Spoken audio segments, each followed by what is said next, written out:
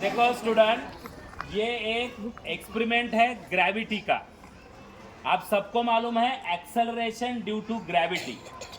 अब कंसेप्ट ये है कि यार न्यूटन हमें ये कह के गए हैं कि वस्तु कौन सी भी रहने दो, उस पे acceleration due to gravity same रहना चाहिए, है ना, सेम रहना चाहिए।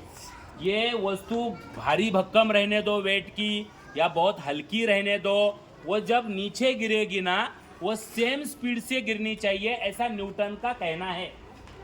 लेकिन वो कहना ब्रैकेट में क्या है मालूम है, वो वैक्यूम में है, एयर मीडियम में नहीं है। अभी हमारे सराउंडिंग में कौन सा मीडियम है बोलो? एयर मीडियम में ये लागू नहीं होता। तो हम देखेंगे पहले और बाद में वो कंसेप्ट मैं आपको समझाऊंगा। अब जो शुभम है उसके हाथ में एक आपको बुक दिखाई देता है, ठीक है, और ऐसा पकड़ो, अच्छा। उसके बाद में ये एक हल्का कागज भी दिखाई देता है, सेम हाइट रखो, सेम हाइट के ऊपर है दोनों भी। अब वो जैसे ही छोड़ेगा, आप मुझे बताओ कौन पहले आएगा जमीन पे? कौन आएगा? बुक जल्दी आएगा और ये जो है थोड़ा लेट आएगा, ठीक है। पहले देखेंगे ये होता है कि नहीं।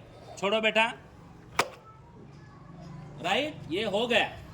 तो इसका मतलब ये है कि एक्सेलरेशन ड्यू टू ग्रेविटी जो कंसेप्ट है वो वैक्यूम में लागू होता है, एयर में नहीं होता।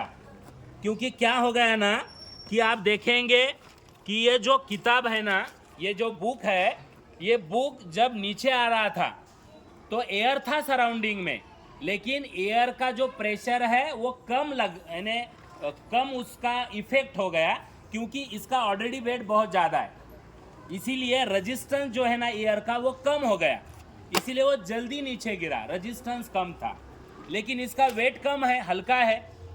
ये जैसे मैं नीचे छोड़ूंगा तो हवा तो है आजू बाजू में, तो वो हवा क्या कर रही है? रजिस्ट कर रही है, एयर रजिस्टिंग दैट पेपर।